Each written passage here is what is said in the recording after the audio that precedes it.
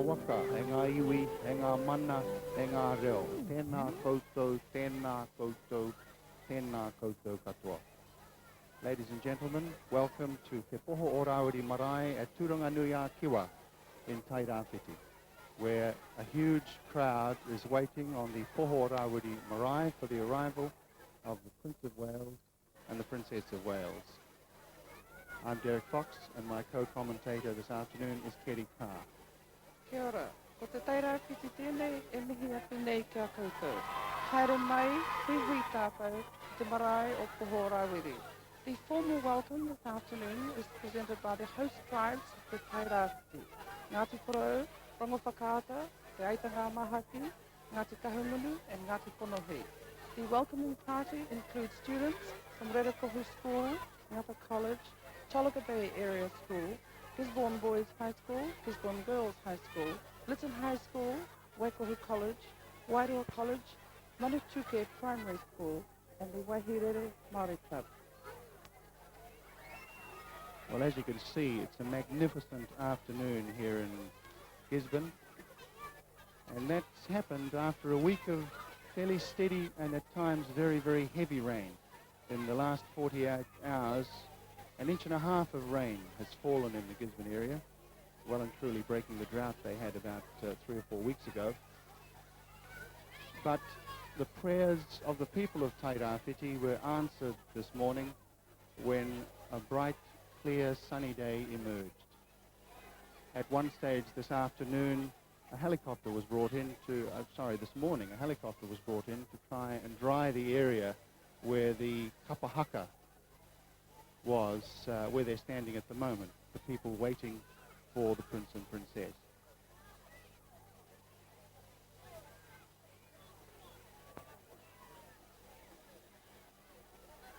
Well, I suppose as we've noticed during the tour so far, the star of the show has been Princess Di.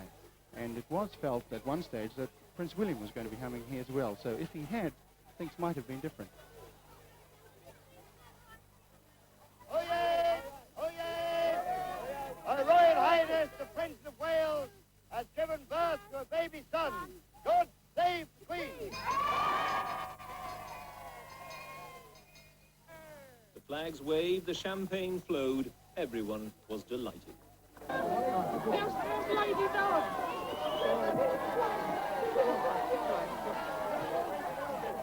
How do you feel, sir? It's difficult to tell at the moment. How do you feel? I'm obviously relieved and delighted. It's marvellous. It's rather a grown-up thing, I find. Rather a shock to my system. How's the baby like? He's in marvellous form. Does the baby have any hair, It's sir? marvellous. Yes. Any hair? Fair. Fair hair. Sort of blondish. He was christened William Arthur Philip Louis and would be known as Prince William of Wales.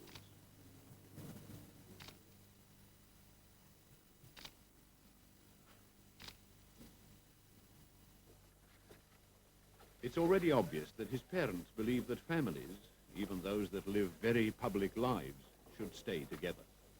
And so 10-month-old Prince William has travelled halfway around the world with his parents to be the youngest member of the royal family ever to visit New Zealand.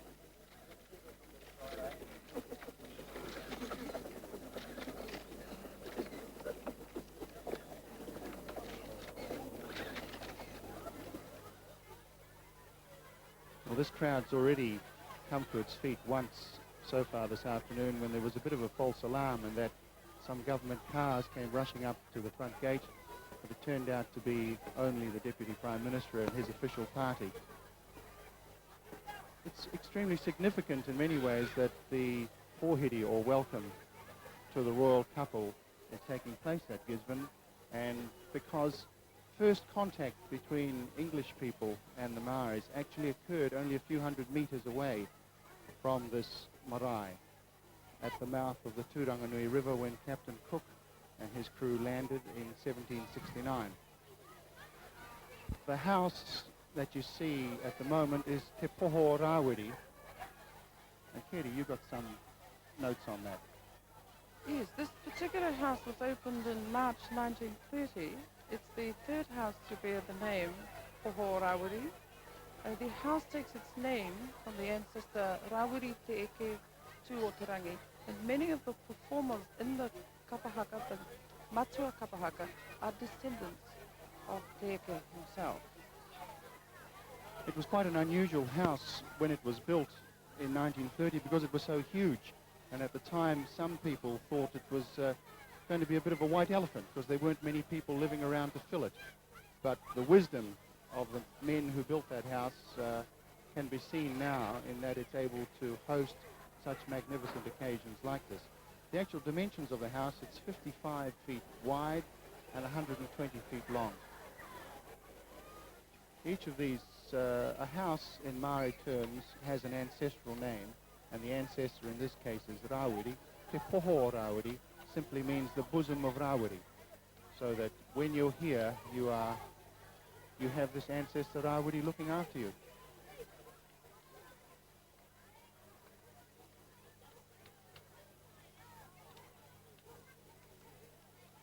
The elders standing on the meeting house veranda itself are the elders who are going to actually be in the meeting house when the royal party proceeds into the meeting house. And we're not sure if there actually will be time to present them individually. This welcome has been organized by the Tairāwhiti people, and the Tairāwhiti people come from the area from Hicks Bay through to Wairau on the east coast of New Zealand. And represented in the kapahaka, which is the welcoming party, and the haka party, are members of all the tribes in that area. And we've just heard that the royal couple are only a matter of minutes away now. They've flown from Auckland this morning.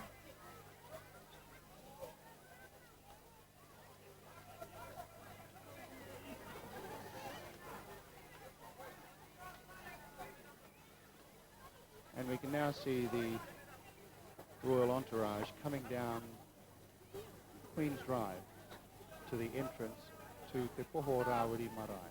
Meeting house, port!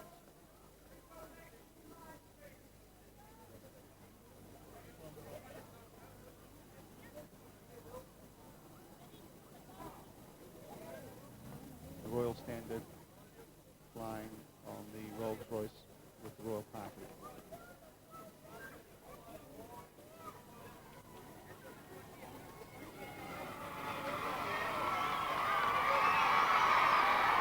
As you can hear from the great cheer that's gone up from the children, they have now arrived at the gates. This is not just a Māori welcome, this welcome includes Pākehā people from the city of Brisbane.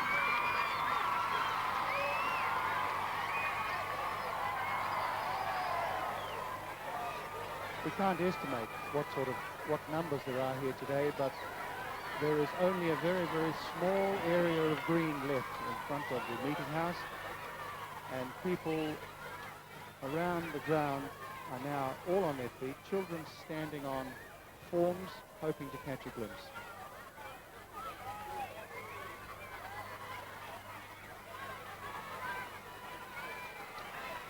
And the Prince and Princess of Wales have taken their first steps onto the Poho Rawiri Marae.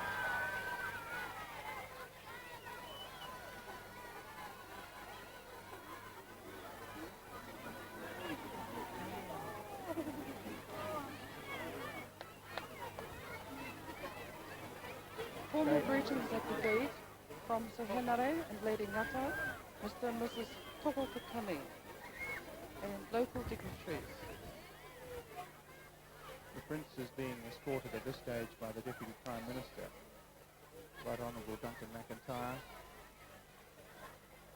and is also accompanied by the Minister of Māori Affairs, Mr. Peneri Waikato.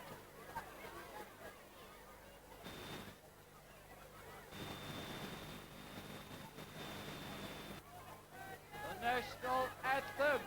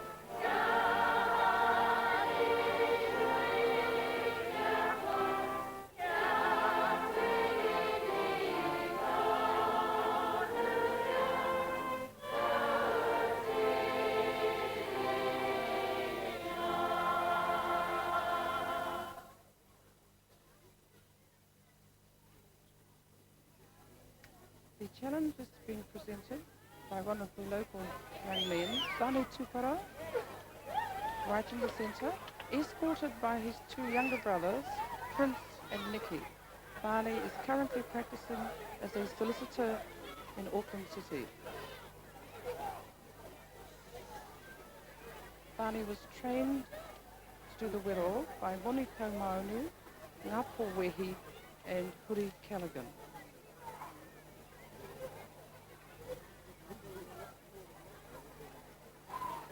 As Katie says, Barney lives in Auckland, but he's been flying back to Gisborne quite regularly lately in order to coordinate with the local group here.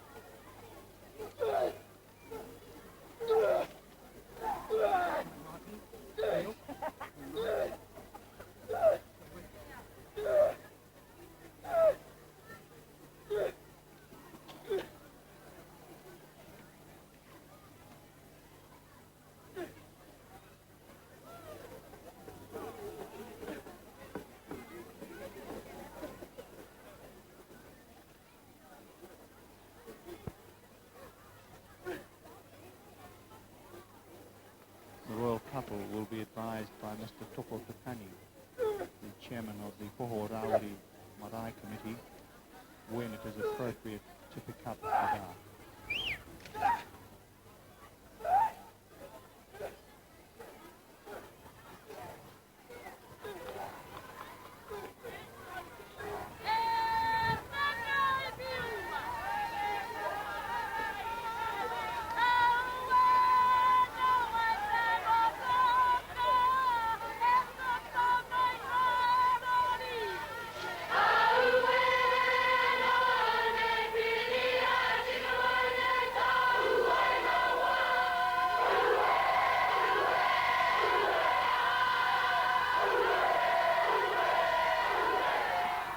Well, the challenge has been accepted. The karanga has gone up. Women presenting the karanga today are Rose Stewart, Gurley Wilson, Ada Haig, Yahweh Brown, and Kai Omakwachi. For those viewers at home, the princess is wearing a two-piece turquoise silk suit with a matching hat and yellow accessories.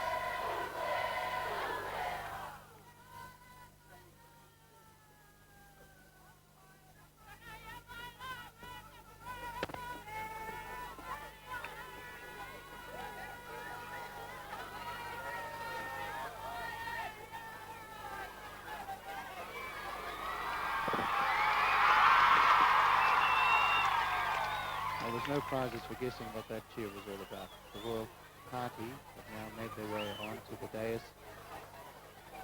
for the continuation of the formal part of the welcome.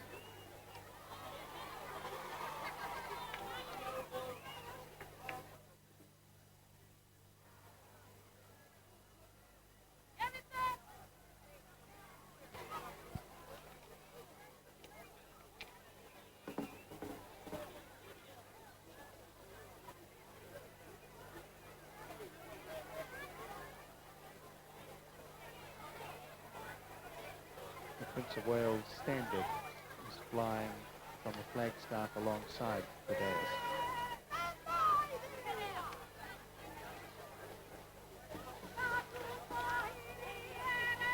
Sitting up in the front row with the royal couple is the Minister of Marae Affairs on the extreme left. Alongside the Prince is Mr. Poho, the chairman of the Marae Committee. Alongside the princess is Lady Ngata, Lady Lorna Ngata.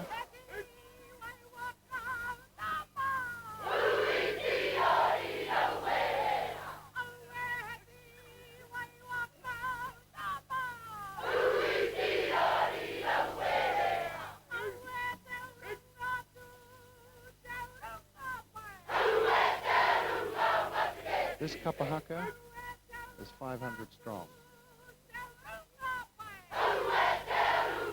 And it's made up from groups of individuals from the area from Hicks Bay in the north through to Rawiri in the south. The haka that they're performing is an ancient women's haka which extends a welcome to all tribes and recites the genealogical links which tie them by virtue of their descent from Whaurangi, his wife Hamo, and from the later marriage with Tahu Portuguese from whom South Island Ngai Tahu claimed descent. But the common link is with Hamo, the woman.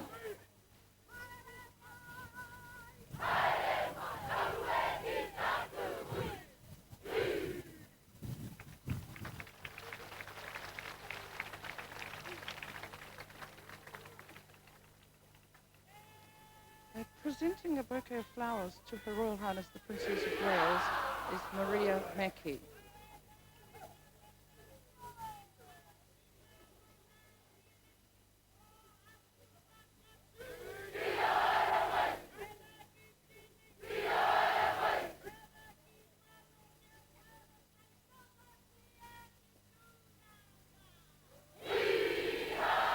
This is the well-known women's haka, ka Panapana.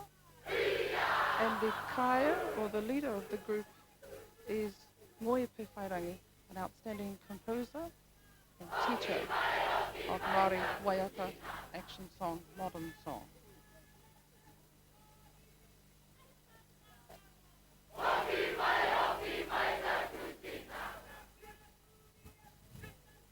As a complete aside, Moepe Whairangi composed the Tui Teka hit A4.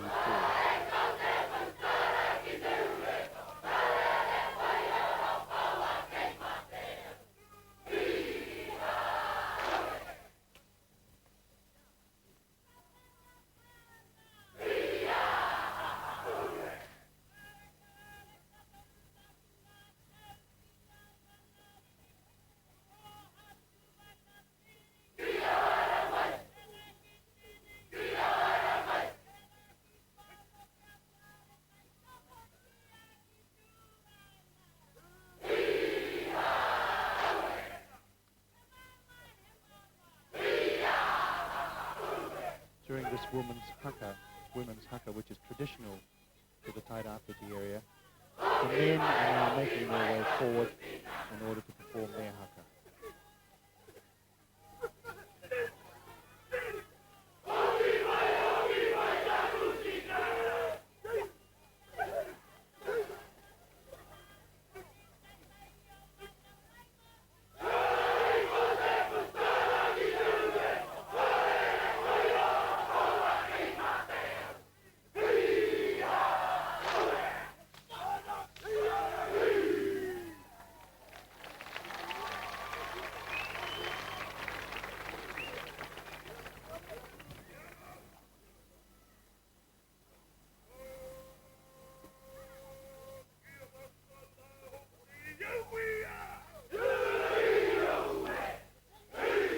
Here we have the famous ceremonial haka, Raumoko. The kaya, or leader of the haka party, is Prince Ferris.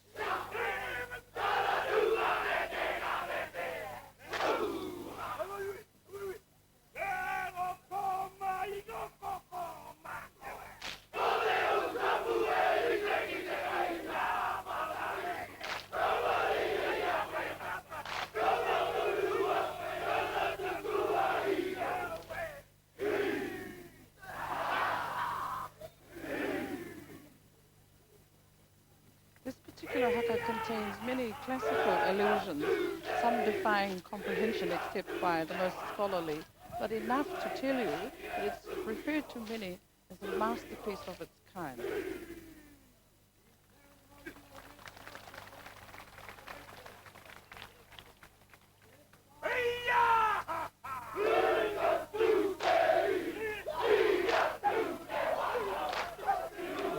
Having performed the classic East Coast haka, Rua Moko, the men now retreat back through the ranks.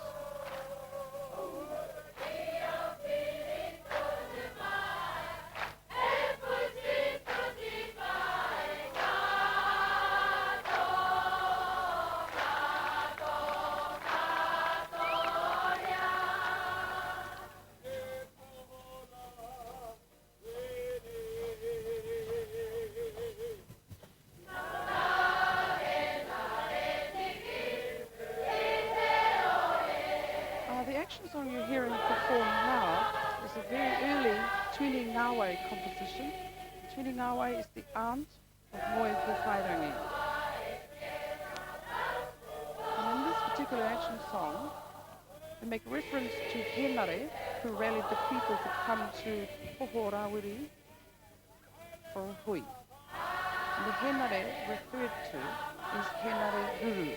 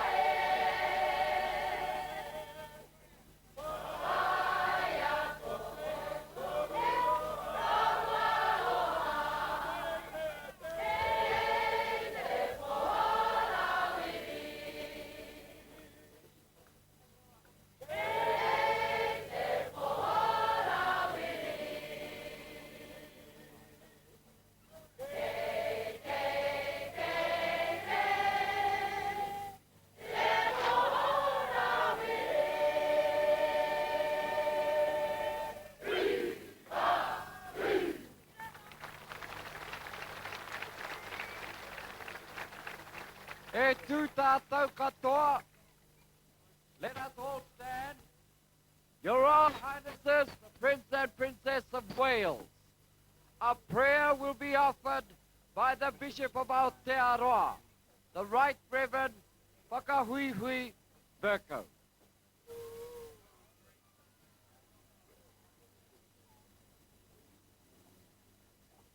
Kia ino I tātou. E te matua I te rangi. Kia ta whaingana au ki a mātou tēnei wai ngā kautahi ei mātou ki tēnei atu ki a koe. Kua menei hoki koe te hui hui, te hungo tokorua, tokotoru rā nei runga I tau ingoa. Ka tukua mai e koe ngā mei ino ina rātou. Whakamanāia nei e ihoa ngā hia hia me ngā ino I au pononga ki ngā mea tauana ki a rātou.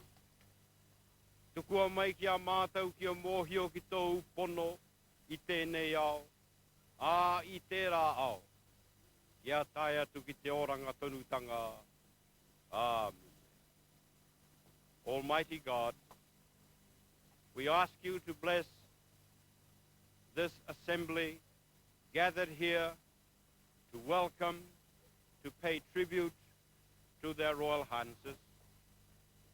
Watch over us, bless us, and draw us closer to you, that in all that we do, say, they may glorify your name.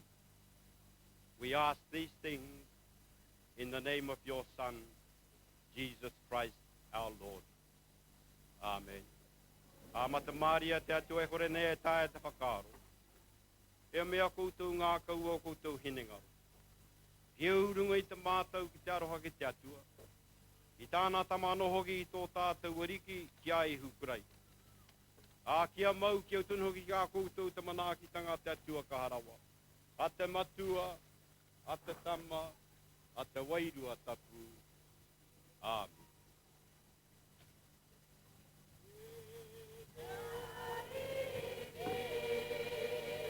Now the hymn that's being sung, E Te Ariki, is a hymn adopted by the Kohanga Reo, Cradles for Learning Māori. Part of the current policy, which is aimed at revitalising Māori culture, Kohanga Reo is directed at those of preschool age. And with Prince William very much on their minds, the organising committee was delighted to include this hymn.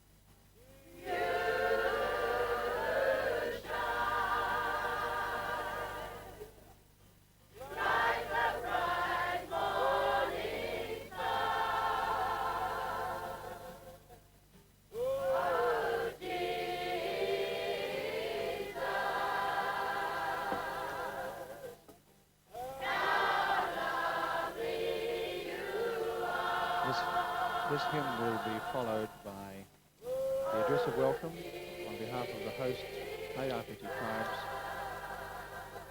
by Sir Henare Pohere Ngata, Chairman of the Tairāwhiti District Council and the organising committee.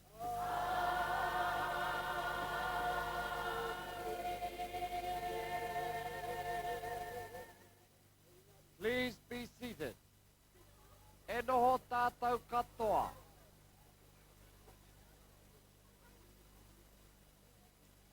E noho tamariki mā. Our noble visitors, our distinguished guests from afar. The address of welcome.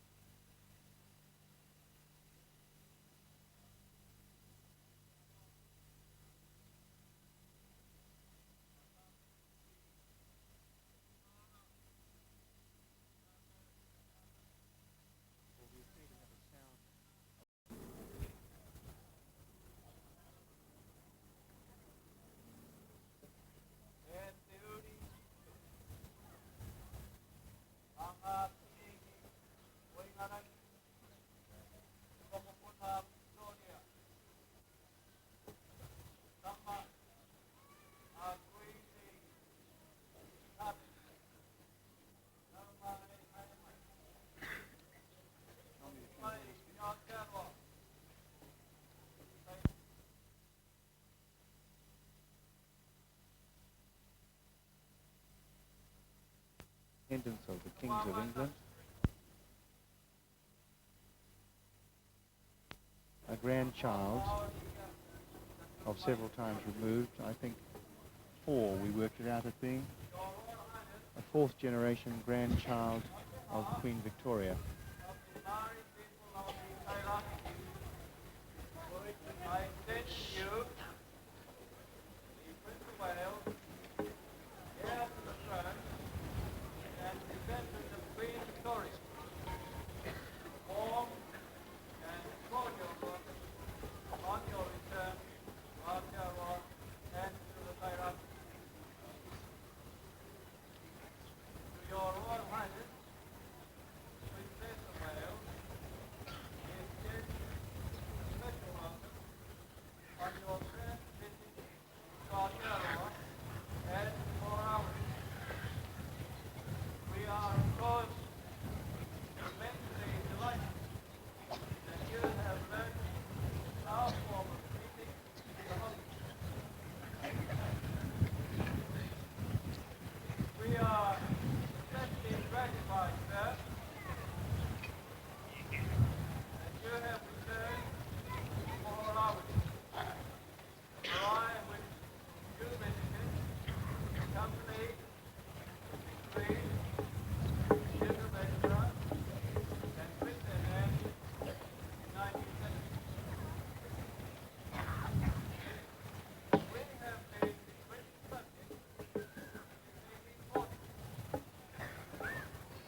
when, under the terms of the Treaty of Waitangi, the sovereignty of the Crown was extended over these islands. Not by conquest, but by negotiation between the Prime Minister and the representative of their Majesty Queen Victoria. Well, we must apologize for this apparent loss of sound from the Poho Rawiri marae. What appears to have happened is that the public address system microphones on the ground are no longer working, and accordingly Sir Henare has moved away from a television microphone which is still working and is speaking as closely and as directly as he can to the royal visitors.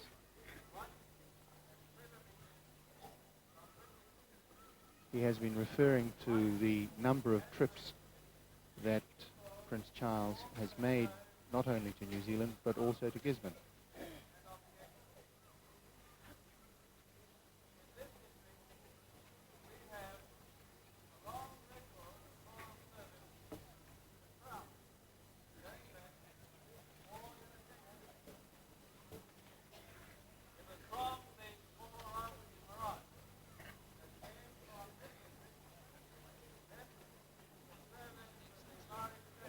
After Sir Henare finishes his speech, there will be a supporting song, Ngā Whare Pā, which is an action song, and it's a song which was written to welcome back Maori ex-servicemen from the First World War. Interestingly enough, the song was actually composed by Sir Apirana Ngaka, father of Sir Henare.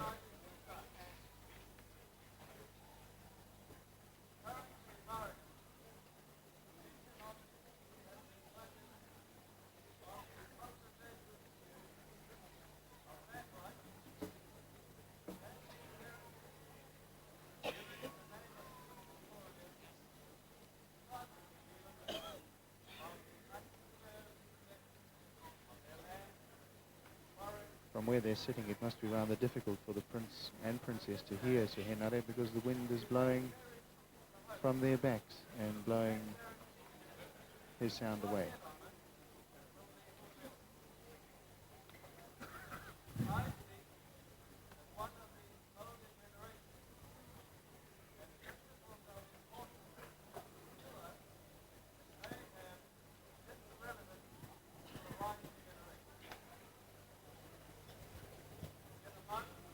After Sir Henare has made his speech, the Minister of Maori Affairs, Mr. Ben Couch, will be speaking.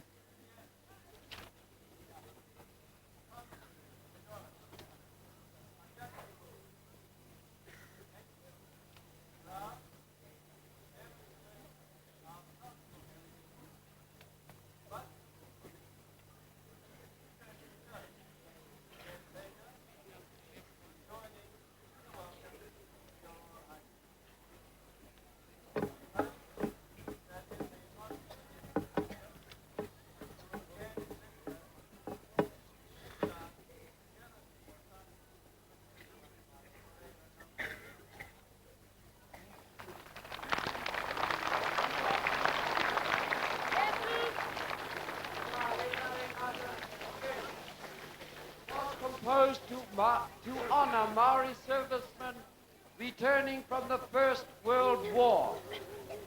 We remember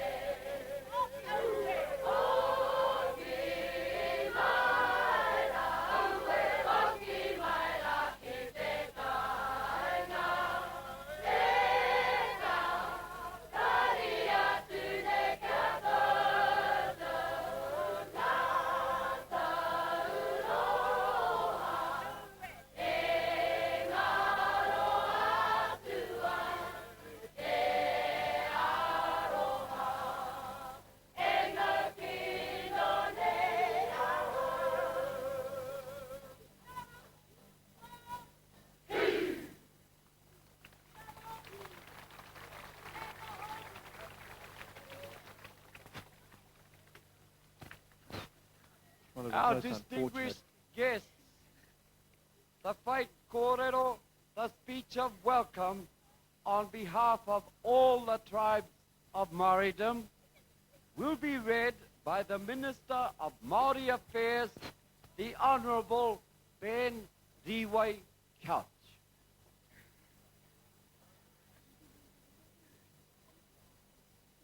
Hei Māori ora, hei Māori amate.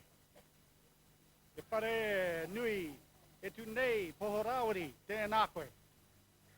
Nā riki o te pare, me Ngāti Pro. Nā mangai o te iwi kua hui mai nei, tēnā koutou, tēnā koutou, tēnā koutou. Haere nā mate o te iwi. Haere, haere, haere, moi mai rā. E te manuhuri tuharangi, haere mai nau mai. E ngā iwi o nā hau e pā, me o Aotearoa.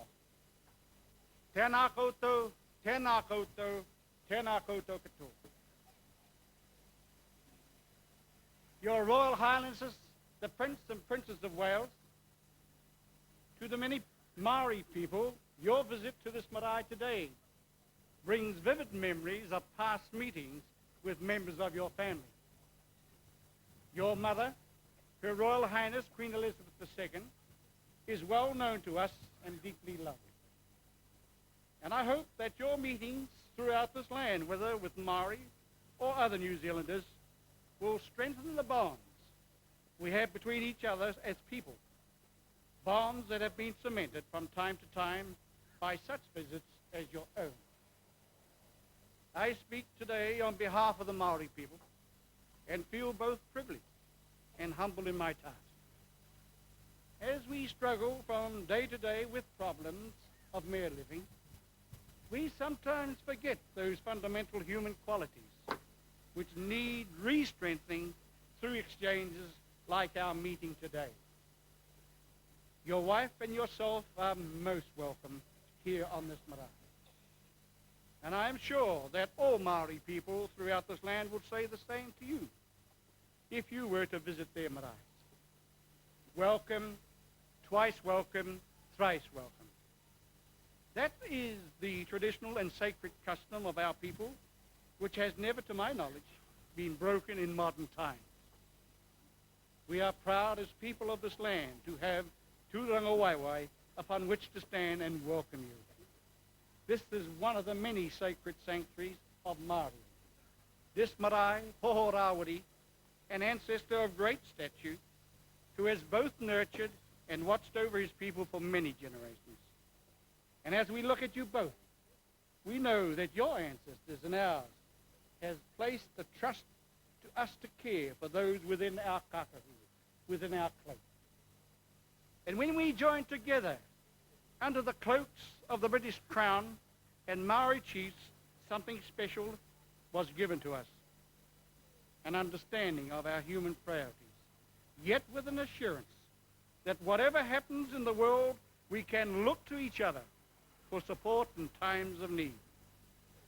So today, sir, my people feel a great sense of assurance and gratification for your coming. It reminds us of that bond cemented decades ago between ancestors in which we, the people of this marae, and others throughout this land intend to carry forward for future generations. Perhaps soon, sir, we can visit you also. I believe the Maori people have much to offer our friends and relatives in the British Isles. We have found cures for many modern-day ailments that plague mankind. We have found these cures by a better use of our traditional systems and through confidence in our whānau, our extended family system. I believe today may be the time for us to start becoming more active in strengthening our mutual whānau, yours and mine. We Māori people are always looking forward to sharing our skills and experience in this way.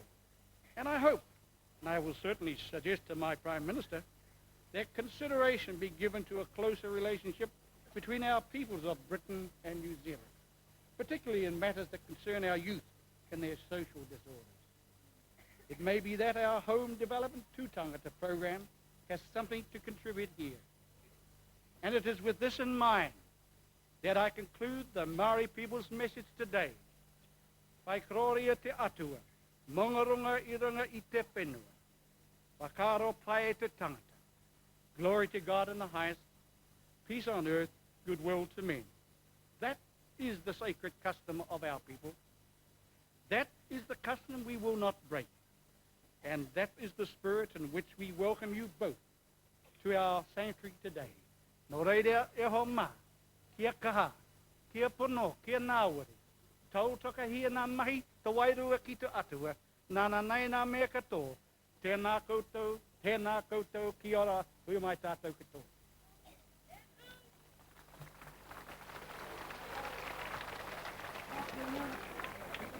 The dress is Paikea, one of the principal ancestors of the Tairāwhiti tribe. A carved representation of Paikea astride his wings is a feature of the carvings you will see in this carved meeting house. Paikea.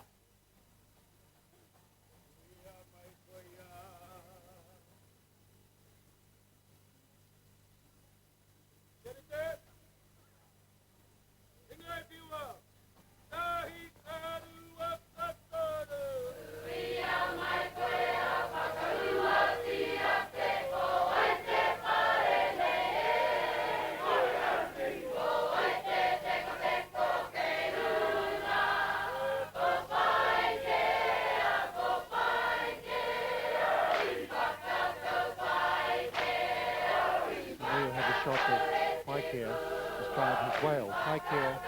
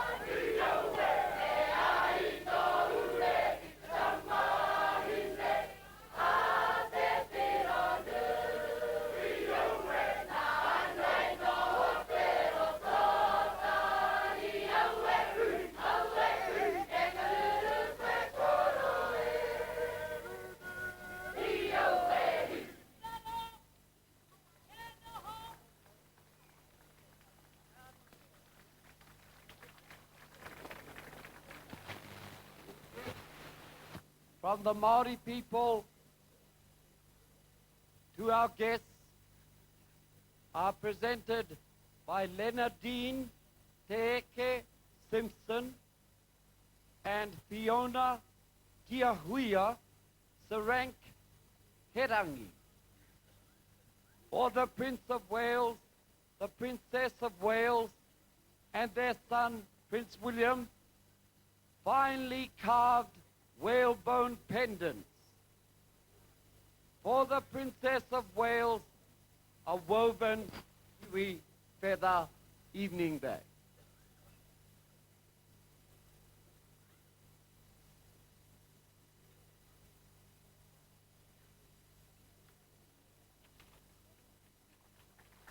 In reply to the ceremonial rituals, compliments, and orations of welcome, His Royal Highness, the Prince of Wales.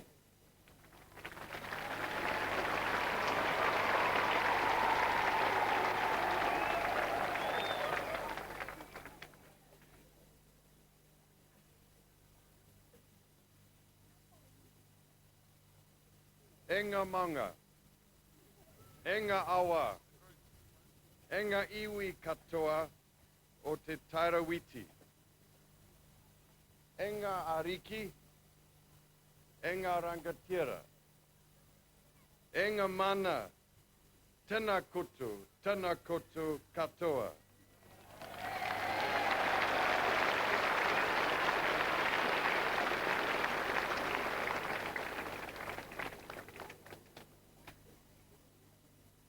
May we first join with you and pause in respect and honor of those of our families and friends who are no longer with us. Our memories stay strong with us.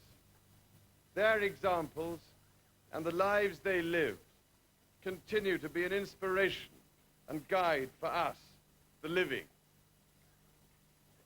And now may I thank you, Sehanare Naka, and the people and tribes of the eastern area for this magnificent and stirring welcome on behalf of the Maori people to myself and my wife and my party. This is the second Maori welcome I have witnessed at Gisborne. The first was my Edinburgh and Princess Anne in March 1970.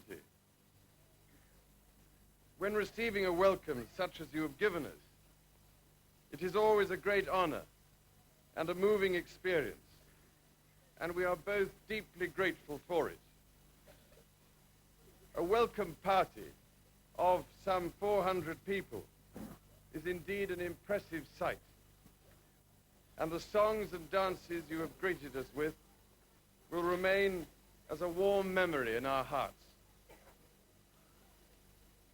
And now I greet this marae and the great house Te Poho o Rawiri, and all gathered here today. In doing so, I very much hope that this area, with its buildings and the magnificent marae, the ceremonial welcome and all it means, will continue to thrive as an important part of New Zealand life.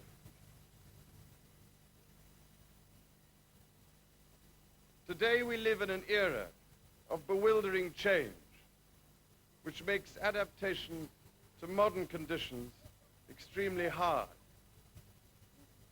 Developments in technology and industrial methods, together with the spread of urbanization and all that that means, has helped to wrench us from the sheet anchor of our past, from our culture and traditional skills, those things which help to provide us with a sense of meaning in life.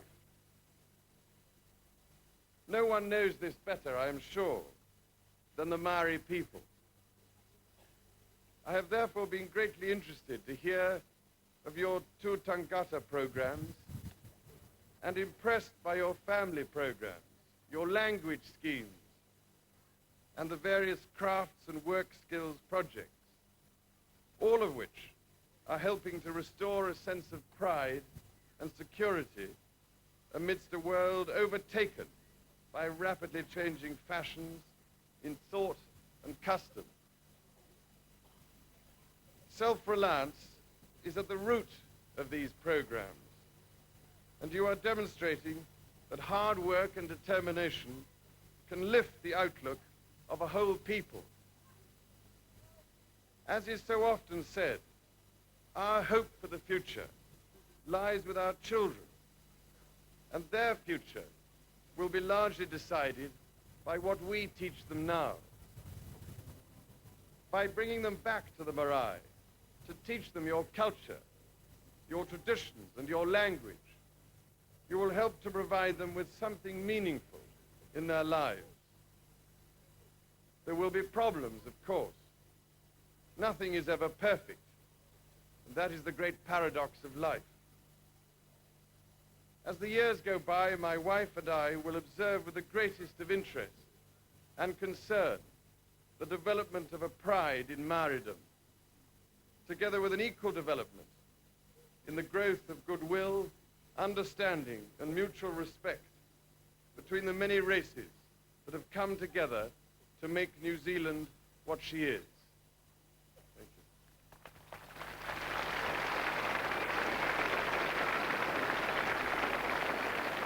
you. The Prince of Wales, the Tairāwhiti tribes honor your address in reply with this song, Ka Noho Au.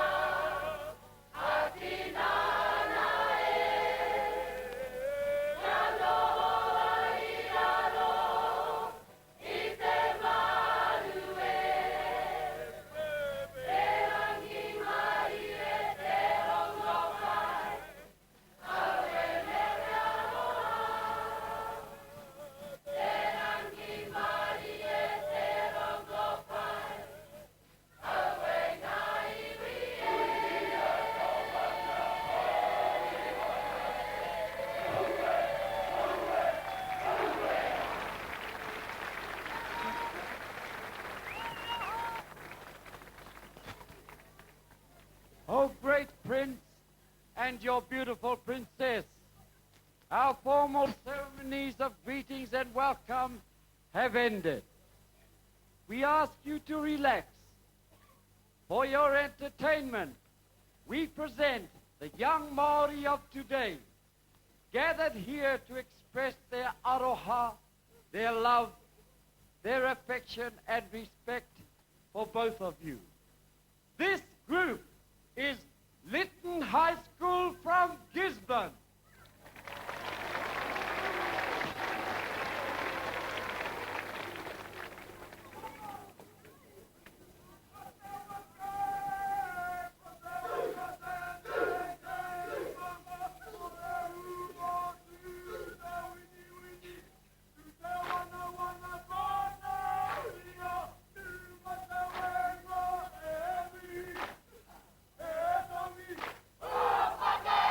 Thank you.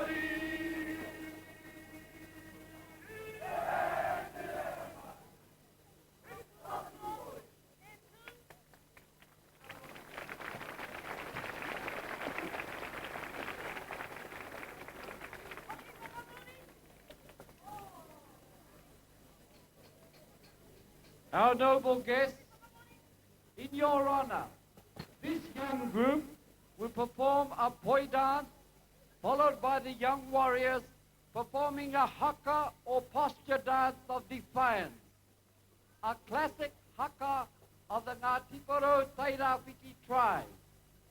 These are the combined girls and boys high schools of Gisborne.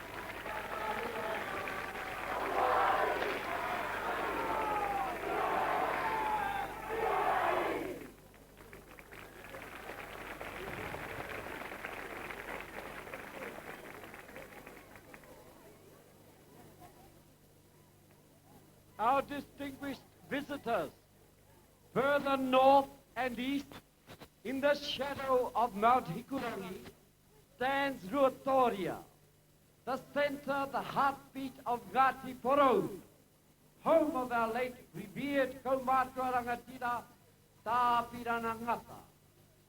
Here to present a lament in his honor, followed by a combined action song poi dance, these students of Ngāti Porou are from Ngata Memorial College.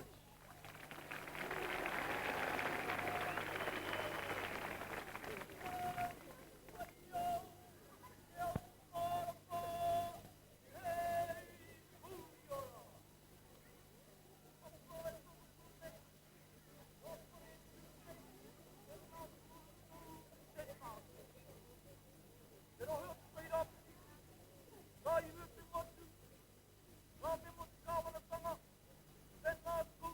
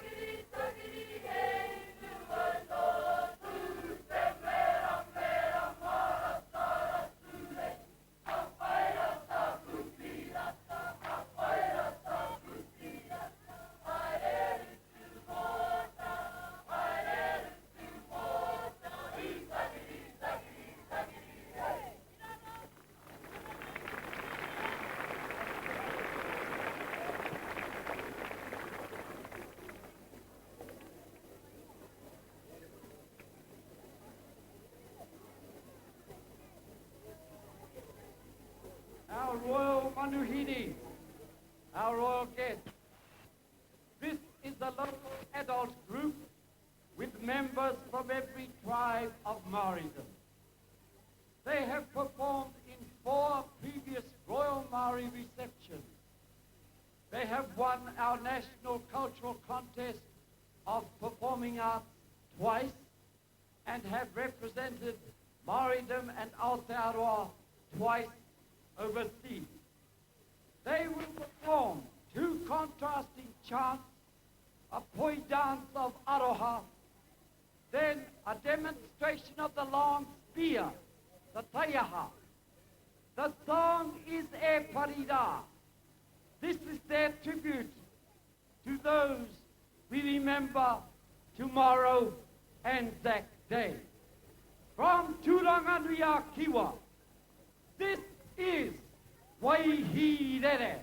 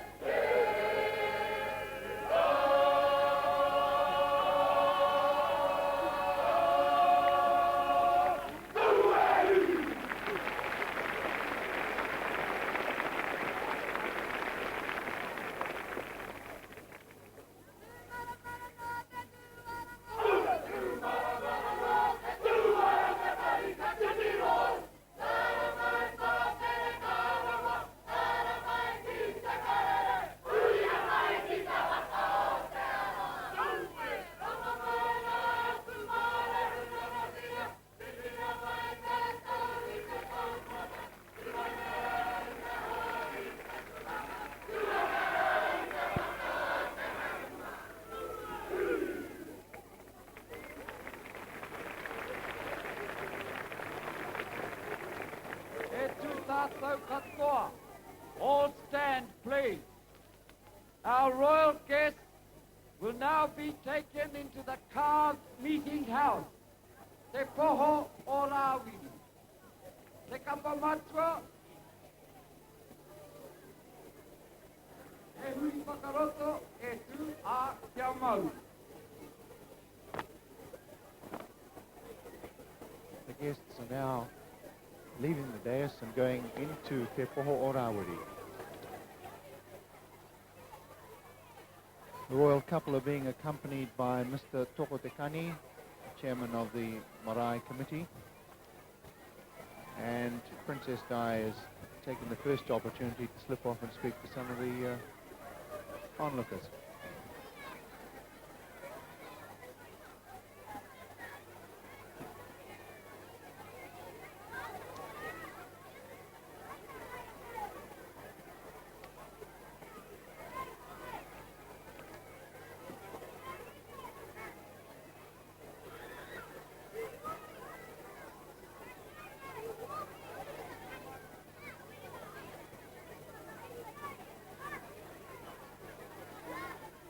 Well, although there were some fairly well-drawn lines here up until a few minutes ago, that's gone by the board. People have left their chairs and have moved up to join the ranks of the kapahaka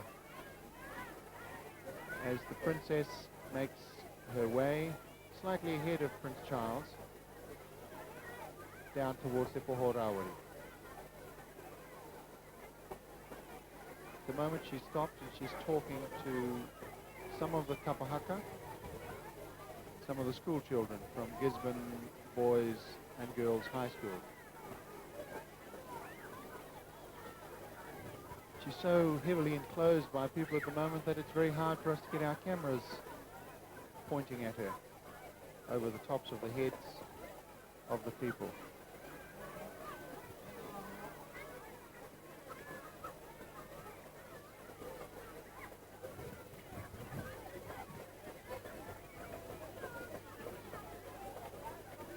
Yes, the seats nearest the broadcasting stand have rapidly emptied as all the delighted school children have rushed off to join the crowds milling round.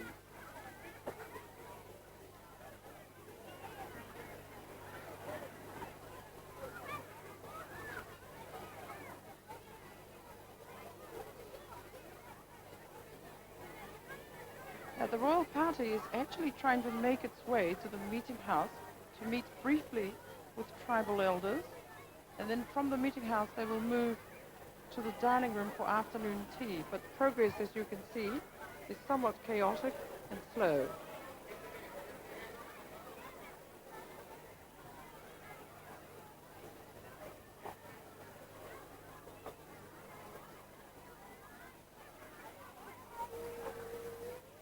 Well, we've caught one of our rare glimpses of the princess again as she makes a very slow passage up the line of the kapahaka.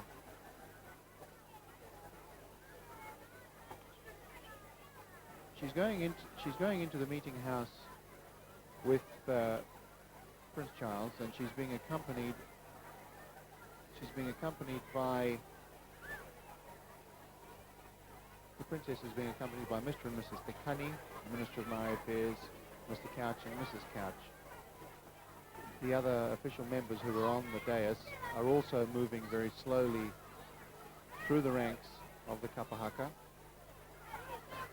They include the Mayor of Gisborne, the local MP for Gisborne, Mr. Bell, the Bishop of Aotearoa, Bishop Whakahuihui Verko, the member for the Tairāwhiti, Dr. Peter Tapsell, and one or two other civic leaders from the Gisborne area. It's almost impossible to see her now without cameras, or to see the royal party at all without cameras, as the crowd presses forward.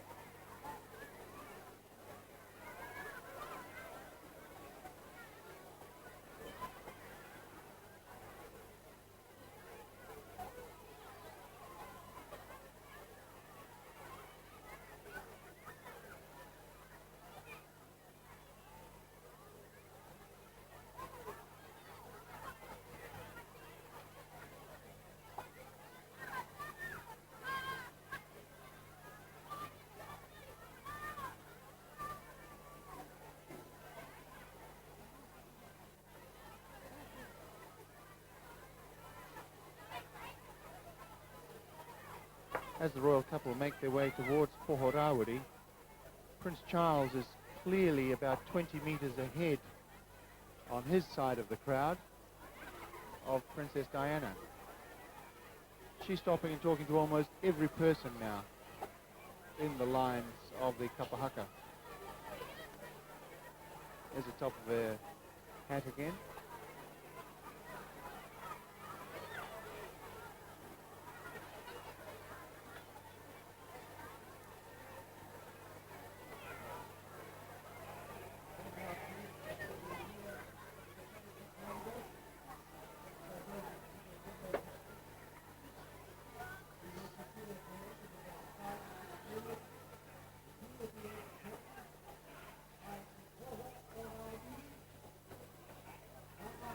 And that's a shot from the inside, or quite literally from Te Poho Rawiri.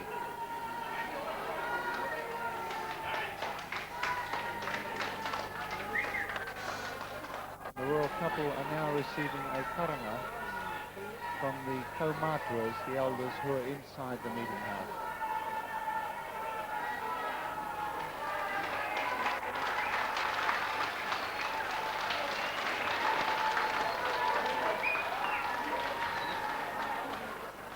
They're about to sign the visitor's book. The person who's presenting the book to them for the signing is Monty Sereng, one of the members of the organizing committee on this marae. He has his back to the camera. And the couple escorting the royal pair, Mr. and Mrs. Tokotakane, are also the caretakers of this marae.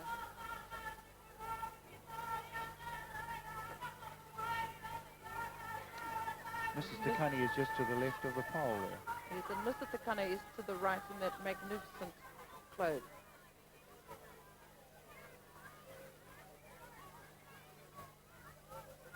Although the kaumatuas, the elders who have been inside the hall for much of the ceremony, they've been able to watch it on television sets which have been inside there.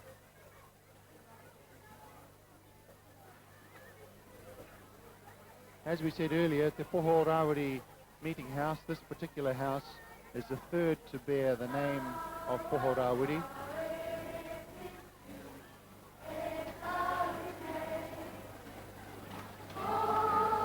And has been, each of the previous two have occupied different sites. The first was on an island not far from Gisborne here, at a place called Papafariki. The second Poho Rawiri was only about 100 meters from here, alongside the river.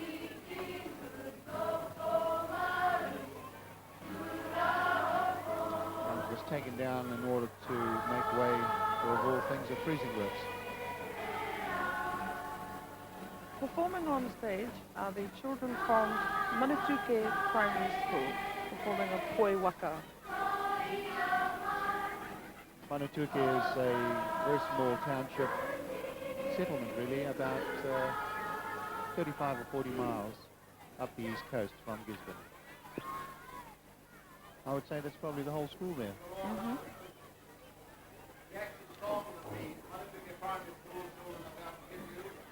For both of you, and also to your beautiful lady, which is mentioned in the action song. This is a treasure for our children that we have seen throughout their visit here. So it's there from their heart, also to the young prince that is mentioned in this action song that we come to about the given.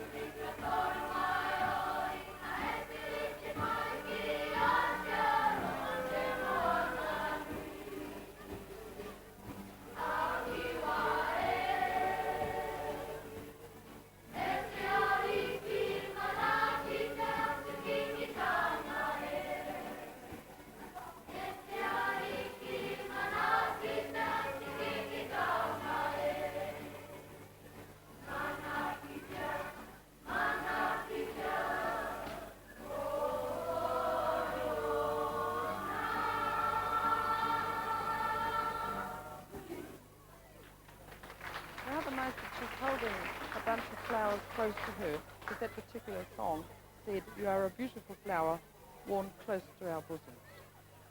We extend our arms to you."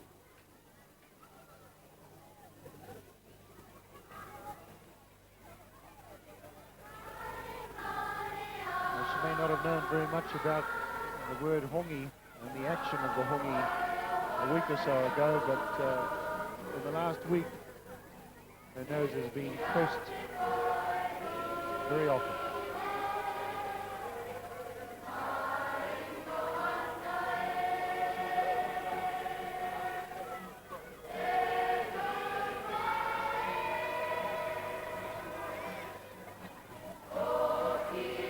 From the inside of Poho Rawiri, the royal couple are going next door to the dining hall for some afternoon tea before setting off on their return journey to Auckland. The dining hall next door, as we explained earlier, buildings are named after ancestors. The dining hall next door is named after the lady who was Rawiri's grandmother.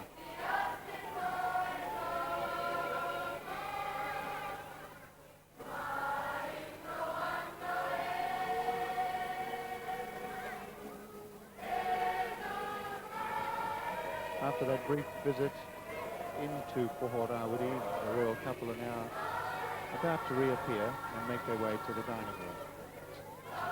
Yes, and in the meantime, school children are outside in their groups, entertaining the large, appreciative and somewhat noisy crowd.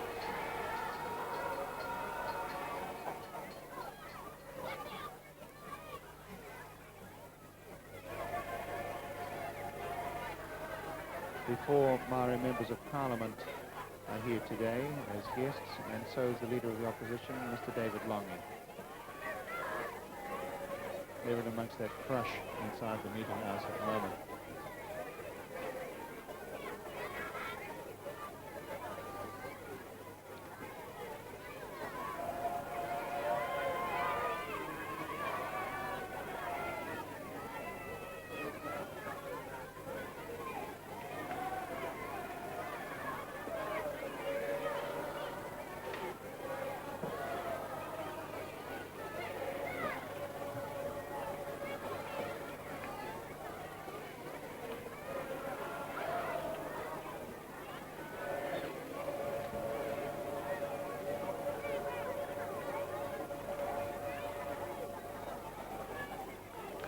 And Prince Charles and Princess Diana almost stepping out of the Poho Rawiri.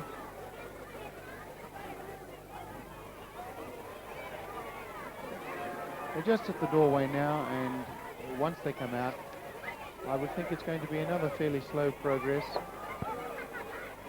through two lines of admirers, mainly elderly people, as they go to Te Poho o Hine I Tuhia o Te Rangi, who was the ancestor that the dining hall is named after, and as I said earlier, she was Rawiri's grandmother.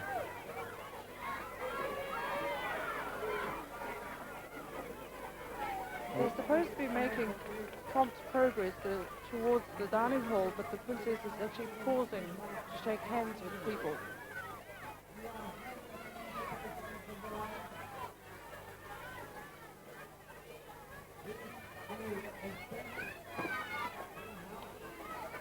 Well, here at Gisborne, the people of Tairāwhiti have had their fourth opportunity to greet members of the royal family. Earlier visitors were the Duke of Gloucester in 1934 and the Queen and the Duke of Edinburgh in 1953. They came again in 1970 when they were accompanied by Prince Charles and Princess Anne. But of course, at other centres like Rotorua and Waitangi, Maori occasions have always featured in royal visits, and they seem to attract a lot of attention from the overseas press, perhaps because the things we've seen here today just couldn't happen anywhere else in the world. And there's a feeling among many Maori people that they have a unique place in royal affections. It goes back a long way, that feeling, and Ian Johnson's been looking at some of the features of 140 years of contact between royalty and the Maori people. Ever since 1840, when Maori leaders went to Waitangi to sign a treaty with Queen Victoria's representative, Captain Hobson, there's been, in Maori eyes, a special relationship between monarch and Maoridom. The treaty was an agreement between the Queen and the native peoples of New Zealand. They gave her their loyalty. She gave them the protection of the crown and a place in the great imperial tapestry. Over 140 years, empire has become Commonwealth, and New Zealand an independent constitutional monarchy. But the links of loyalty and affection declared at Waitangi still remain. The date of my accession on the 6th of February coincided with Waitangi Day, so named by my government as a lasting commemoration of the treaty on which New Zealand's multicultural society is founded. This is, for me, a happy reminder of the lasting links between the Crown and the Maori people. Today, the treaty is a source of pride and dissension amongst New Zealanders. When there have been differences over the treaty, Maoris have appealed to the monarch to honour the agreement signed by their forefathers and Queen Victoria. There was no doubt of that royal lady's affectionate, if distant, concern for her Maori people. In 1863, Hari and Harrietta Pomare were visiting London, and their baby son was born there. On hearing of the birth, Queen Victoria summoned them to Windsor Castle, announced that she'd like to be godmother to the baby, asked that he be named Albert Victor, and presented him with some scarlet leggings, a jacket, and a suitably inscribed gold cup. But the Crown was less forthcoming in affairs of state. As more and more Europeans moved to New Zealand and their settler government grew in influence, so grew Maori apprehension that they were losing control in their own land. In 1884, King Tawhiao, second Maori king, took a petition to the Queen, asking her to grant a government to her Maori subjects with power to make their own laws, lest the Maoris perish by the ills which have come upon them. But Her Majesty did not receive King Tawhiao. He was told by the Secretary of State that the power to remedy his people's grievances lay with the government in New Zealand. There were more appeals to royalty in the 1880s and 1890s, but they achieved nothing. In 1901, the first royal visit recorded on film was made by the Duke and Duchess of Cornwall and York, later to become King George V and Queen Mary. The party was a large one, including Richard Seddon and most of the cabinet. The Duke and Duchess, it was said, marvelled at the thermal display. This was pure relaxation, and for the time, remarkably informal. They were welcomed at Rotorua at a large hui, one of the earliest gatherings of Maoris from all parts of the Dominion. Here, tribal leaders were able to confer on Maori progress and unity, as well as offer loyal greetings. Royal visitors through the first half of this century were dukes and duchesses who came to thank New Zealand for helping the imperial effort in wartime. Greetings and thanks were exchanged at Maori welcomes in Rotorua. Maori and Pākehā seemed content to express their loyalty together, in harmony. But royalty still had a special regard for its Maori subjects of Aotearoa. It is Queen Victoria's great-grandson who speaks to you today. Under her wise guidance, Maori and Pākehā grew ever closer together in understanding and goodwill. I will ever keep before me the pattern of Victoria, the great queen, whose heart was with the Maori people from the day on which they swore allegiance to her rule.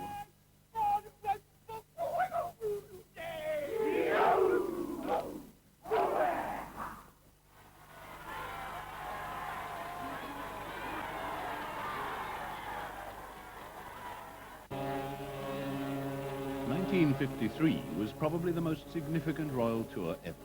The Queen's coronation tour, the first time a reigning sovereign had been in New Zealand. So the Queen comes to New Zealand. 12,000 miles from the motherland, she is not among strangers. She has come to her New Zealand home. Presented by the Governor-General, the Prime Minister and his wife, Mrs. Sidney Holland, pay their respects. It's the first time in history that a reigning monarch has visited these shores.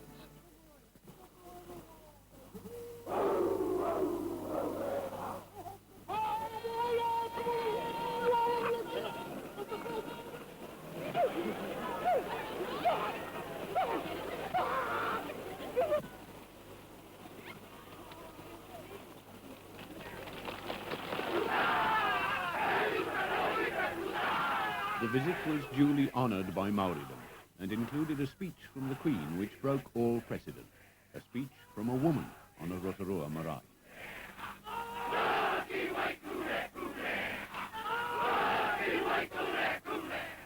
I have been most happy to learn of the great advancement which the Maori people have made in agriculture, science, and the arts.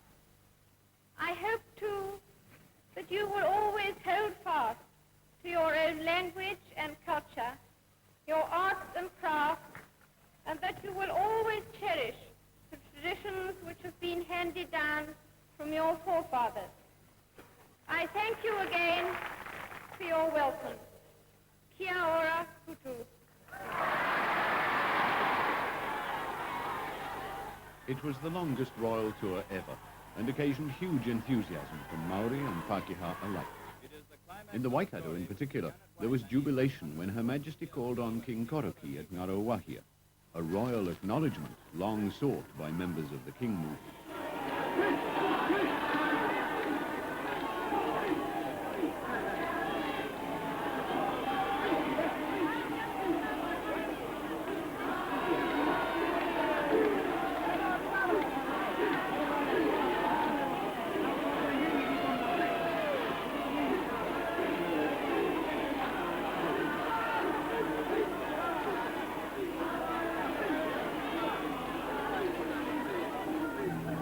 But on Christmas Eve 1953 came the Tangiwai tragedy, the country's worst railway accident.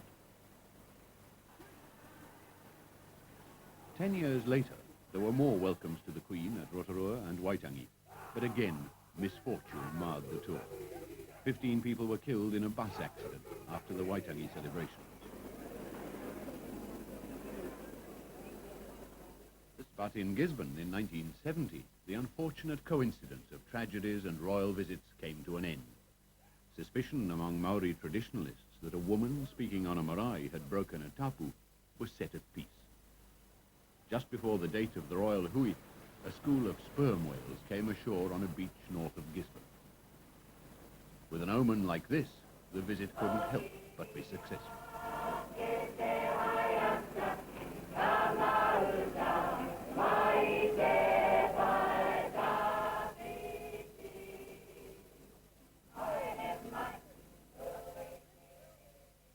It was during the October 1981 visit that Her Majesty presented the Queen's Service Medal to Sally Karena, a Te Atiawa leader, who was later to renew the tradition of petitions to the Crown by asking for royal intercession in the Motunui case. And it was during that visit that Her Majesty addressed Maori and Pākehā. New Zealand's high aims and traditions were not easily established. Both Maori and Pākehā had to adapt themselves to this country of their adoption. Both had the courage and energy to do so, and in building a new country, they faced great challenges. The answers a century ago were no more obvious or easier than the answers to today's challenges. If a nation is people with the memory of having done great things together, New Zealand is a strongly founded nation. You stand now on the threshold of great changes and great opportunities. The link between opportunities and what actually happens is the human spirit.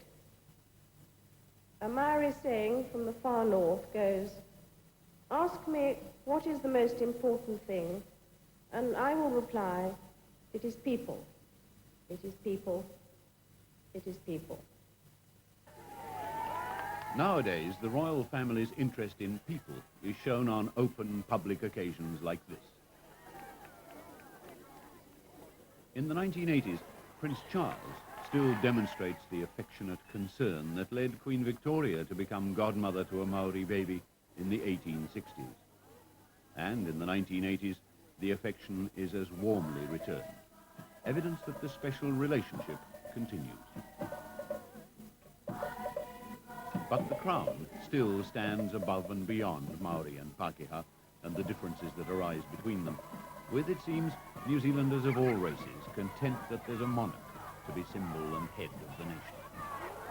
A century and a half of contact between monarch and Māori. Our thanks to the Alexander Turnbull Library, the National Film Unit, and the National Film Archive for letting us use the material in that review. Well, it's become obvious here at Te Poho Rawiri marae in Gisborne that the royal couple will not be getting away on schedule. And so because of that, Television New Zealand, Television 1 will be continuing with this live telecast from Gisborne until the royal couple have left the marae. And that's going to mean some alterations to the programs. At the moment, Science Express will not be screened tonight. It'll be rescheduled at a later date. It's a pity you can't be here to see what we can see. Wonderful, excited crowd, groups which have been out informally entertaining those who are waiting patiently on the grass. Huge crowd gathered outside the gate, waiting to wave goodbye.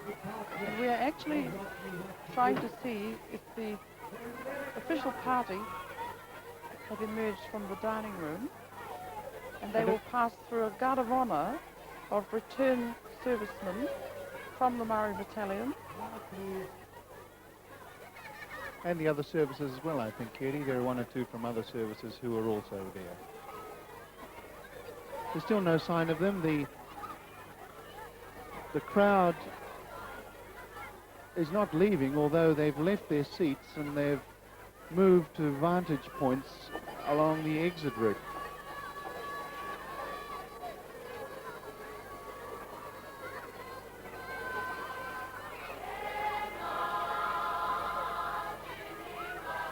Our waihere are now performing and entertaining the crowd. And all of you at home too, of course. I hope you've enjoyed this telecast as much as we've enjoyed bringing it to you.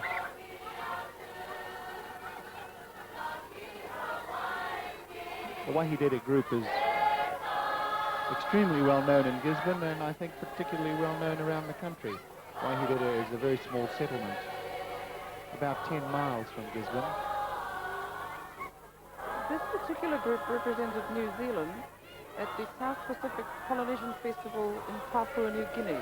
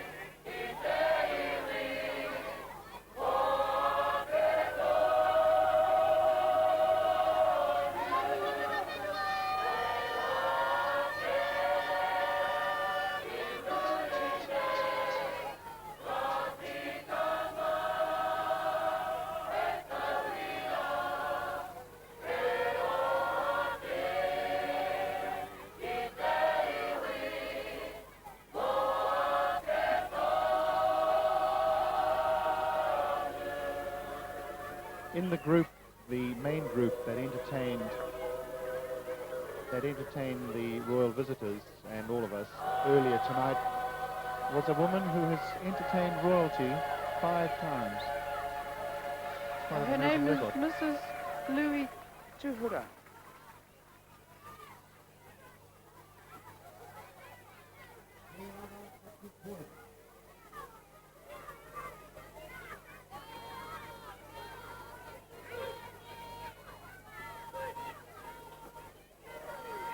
Well, for those of us who were here yesterday, it's quite amazing to see how the day has turned out.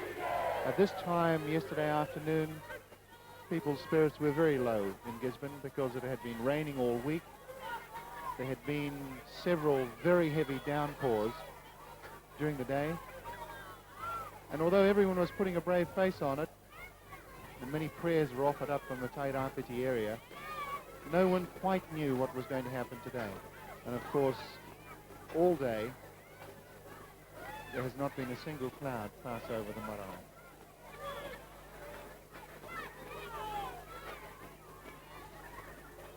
Naturally enough, there have been plenty of people stepping forward today to take credit for it.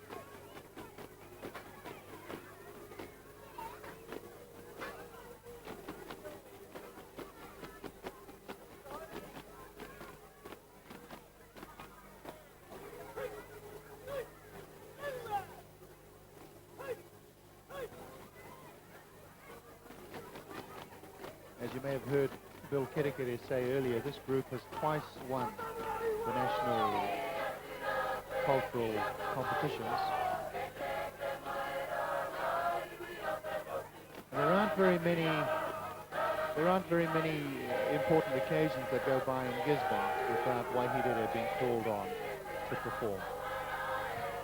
They're very ably led by Tangiwai and George Rea, and Tangiwai herself performed with the New Zealand Māori Theatre Trust, which toured Europe some years ago.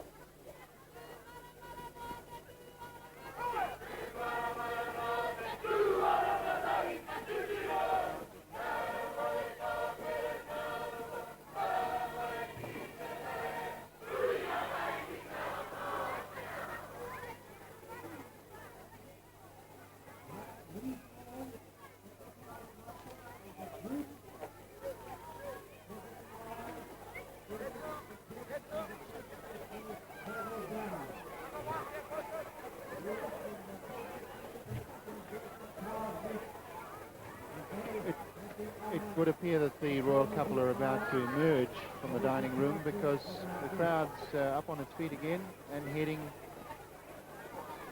to the vantage points alongside the exit route. There are some hopefuls waiting here apparently to get autographs.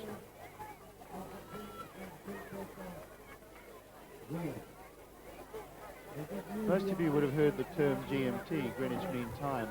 In Gisborne they have another saying for GMT, they call it Gisborne Maori Time. But I don't think you can blame the people of Gisborne, well not necessarily anyway, for the delays in the royal schedule today.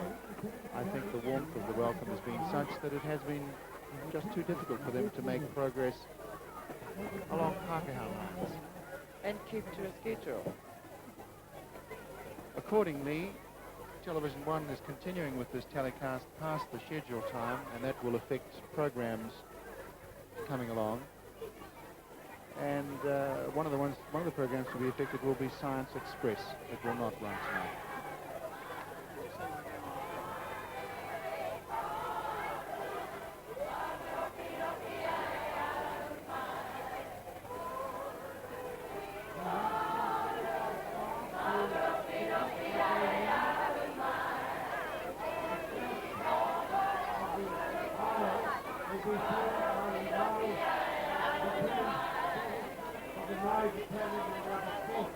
Well, the crowd has just started entertaining itself now. There's no one necessarily leading it as far as I can see.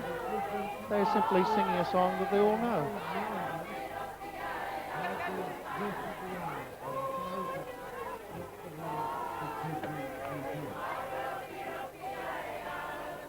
Yes, while that's happening, Master of Ceremonies, William of Kerekere, is valiantly trying to get everybody organised over by the dining hall.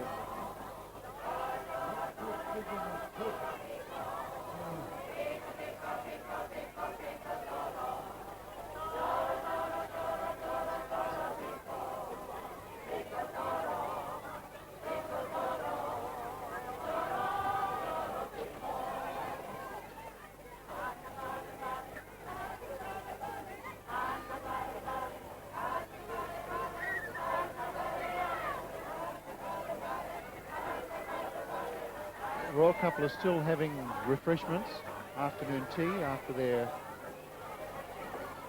long wait out on the marae for the ceremonials to be conducted. After they leave the dining room, they will be making their way through the throng, because that's the only way you can describe it, I think, the throng of people who are lining the exit route. Yes, during their progress out of the dining hall and down to their car, a song will be sung, Arohaina Mai e Te Kiwi Nui, very well-known song on the East Coast, composed by the famous, the late Tuni Ngawe. It's a very moving song, Arohaina Mai, and it is very, it has great significance in this area. Arohaina Mai is actually a prayer dance where they ask the great king to bestow his love upon them all. We become like children, and we ask for a blessing to spread wide on us, a mantle of goodwill, particularly on Te Hokofitu Atu Toa, the great warrior band of two. That was in reference to the Māori battalion. And of course, and right former members of the Maori battalion and other Maori servicemen are waiting and are alongside the path leading out of the dining room. They will form a guard of honour as the royal couple make their way back to the Rolls Royce, which is already flying the Prince of Wales standard outside the front gates. We don't know if you can hear the singing of Maori Battalion March to Victory. They had problems because the younger generation of children didn't know the song and hadn't heard of it, so it had to be taught very quickly by their elders. And they've jumped the gun. It's scheduled to be sung later in the program, but that hasn't stopped them. They've decided they'll sing it anyway.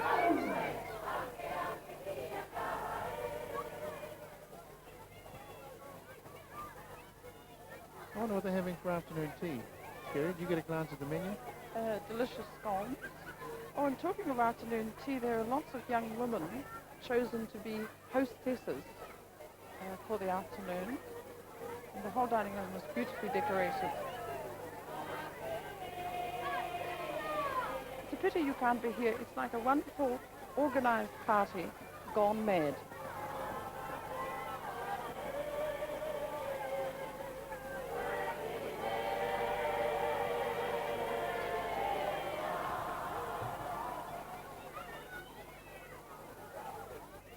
Organisers of royal tours must be used to this sort of thing by now, though, surely, where things go wrong. Well, not necessarily go wrong, those delays are simply built into the system.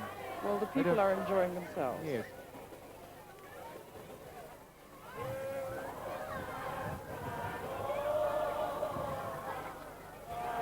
The often maligned international press didn't seem to play much of a role today. No, I think they seem to have been kept out of the meeting house.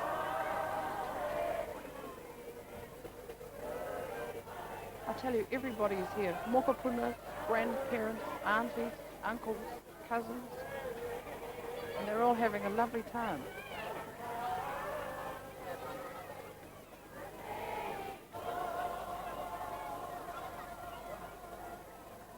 think that guy, if he doesn't find himself a vantage point, he's not going to see anything.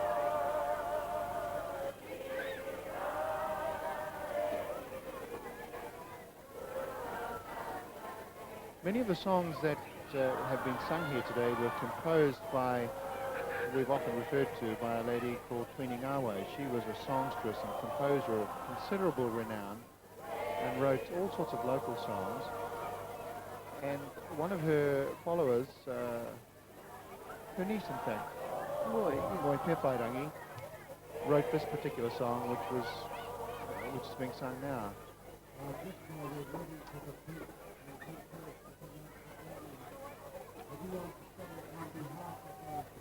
Somewhat unusual, the song E Po, and that it was entirely in marae and yet went to the top of the hit parades in New Zealand.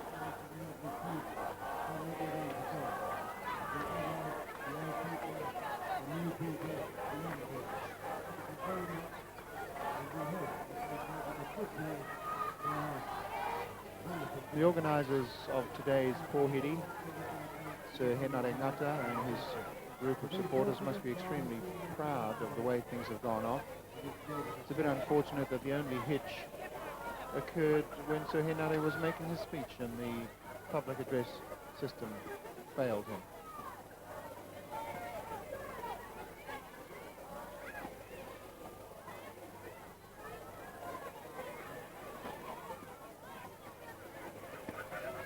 And all those seats were occupied a few minutes ago by people dutifully sitting and waiting to see what was going to happen.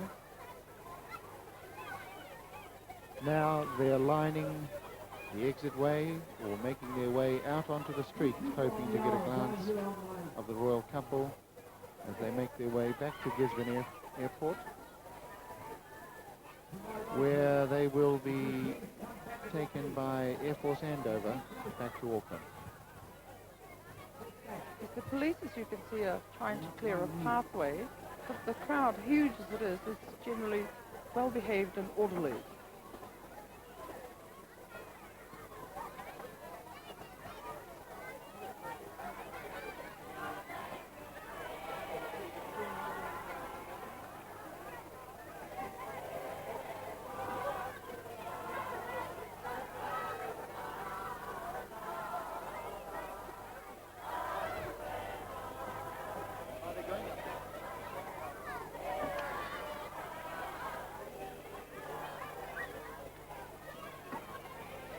After the royal couple leave the marae, they will be driving to the top of Kaiti Hill, which is in the background there, and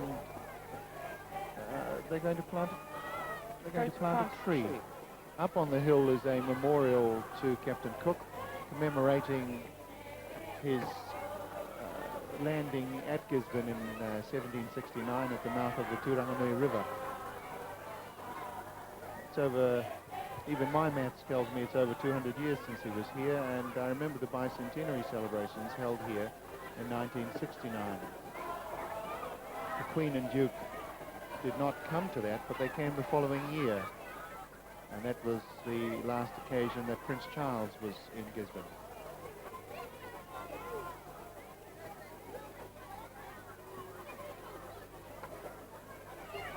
Some of the elders are still sitting in the meeting house. It's been quite a big day for them, and there's a bit of a wind coming up now on the marae, so they're probably a lot better off in there, keeping out of the wind.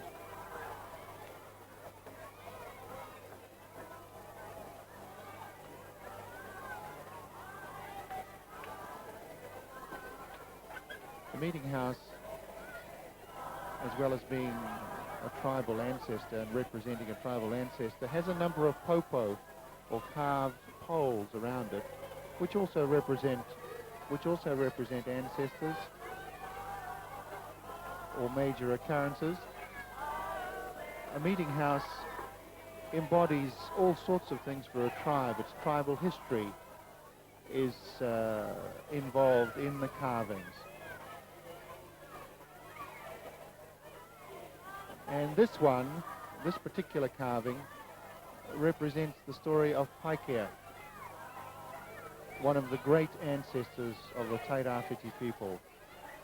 And he travelled to New Zealand not on a canoe or a DC-8, but on a whale.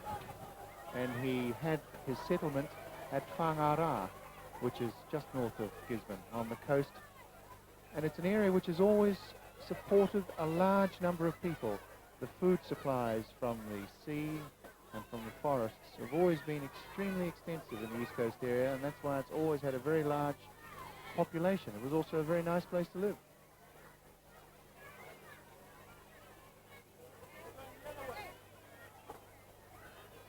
And of course, outside the house, the teko teko.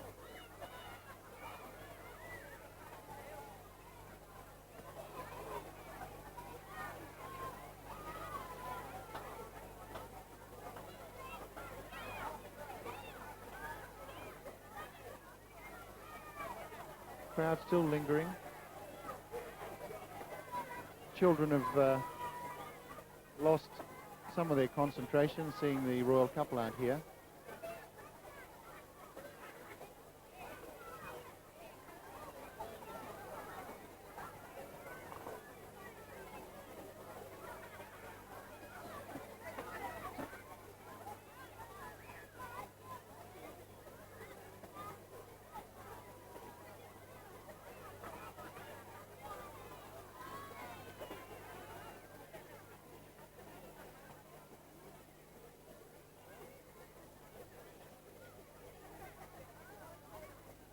And that's the path that they will take when they come out of the dining hall and make their way down to the black Rolls Royce, waiting at the gate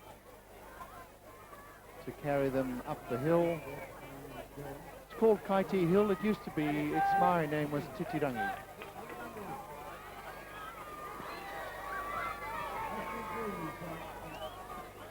Well, afternoon tea seems to have ended, and one of the reasons for the delay in progress has been the Princess of Wales herself and her great delight in meeting people, and of course the tremendous response from the crowd to her warmth.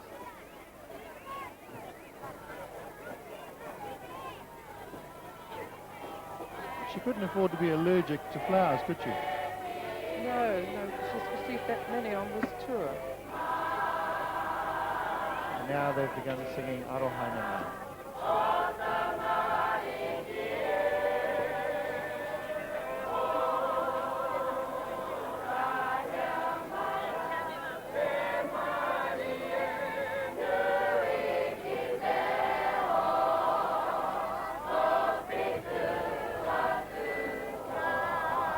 Somewhere in there are the Prince of Wales and the Princess of Wales. They're making their way down through the ranks of the marae returned servicemen, most of whom would have served in the 28th Marae Battalion during the Second World War, but there are also other members from other services.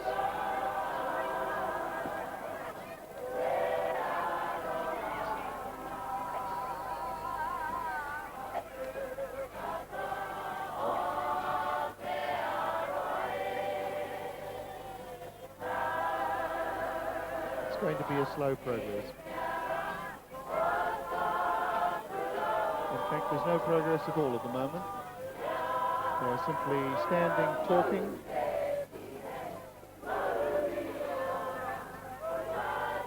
The man the princess is speaking to he's very hard to see him on screen. I can see him to my right, and he is he's a Cook Islander who has lived lived with New Zealand Maoris for a tremendous amount of time. Charlie Tuaro, who most of you may remember, was a carver at the Dominion Museum in Wellington.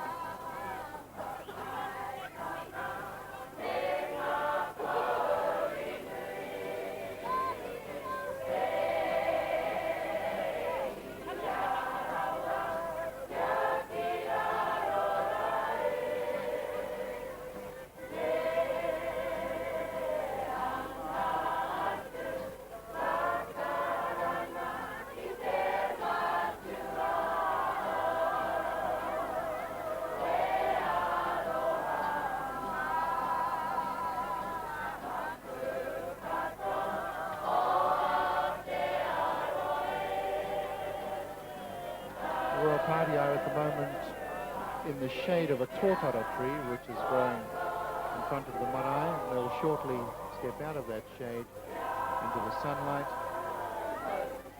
and make their way down through the ranks of the kapahaka and the crowd on the way to their waiting cars.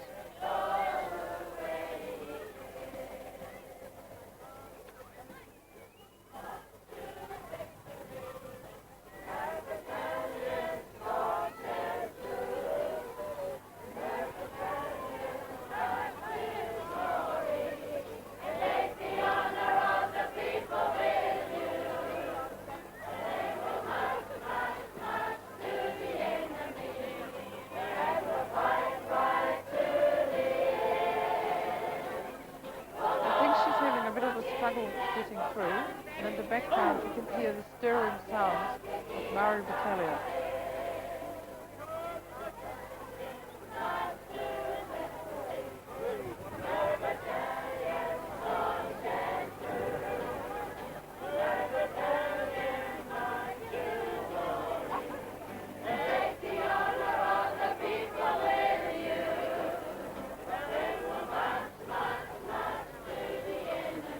Apparently, Her Majesty the Queen advised her new daughter-in-law to wear bright colours. That way she stands out in the crowd, and it certainly helps for us. Yes, she looks most elegant. She's wearing a two-piece suit, which is pin tucks on the bodice. It's turquoise, and she has a small matching hat with nailing around the top and yellow accessories. She's very easily picked out in the crowd. And she has a genuine warmth and feeling for people and shows it. Prince Charles seems to be taking a backstage role, but he looks as though he's enjoying himself hugely too. It's the first time all day that he's actually been behind. Yes, yes.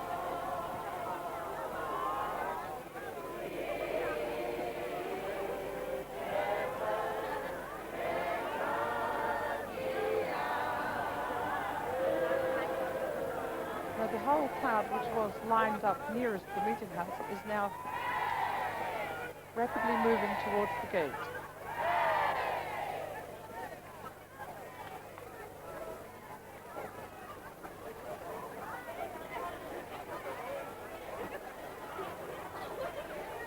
She's slowly making her way down towards the dais again. She still has about 80 metres to go to the Royal Rolls-Royce. We've lost sight of Prince Charles completely from our commentary position. He's just to the right of the princess.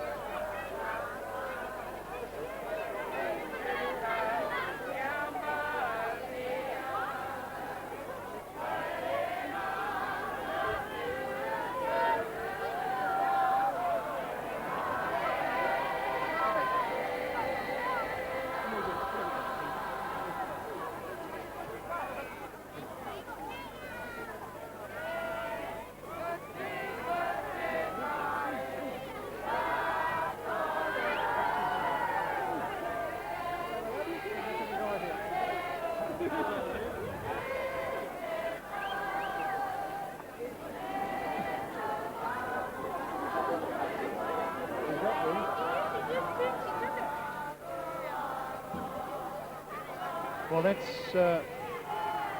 exactly what's happening here. That wide shot showed the crowd milling around for a last glimpse of the prince and the princess as they leave. And so from Te Poho Rawiri marae, where the elements and the Tairāwhiti people have provided a wonderful welcome and reception to the Prince and Princess of Wales, from Derek Cox and Kerry Carr, we bid you Hei Konara, and we end this live telecast from Gisborne.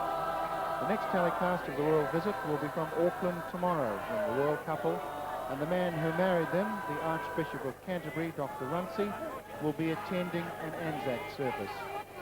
Hei Konara.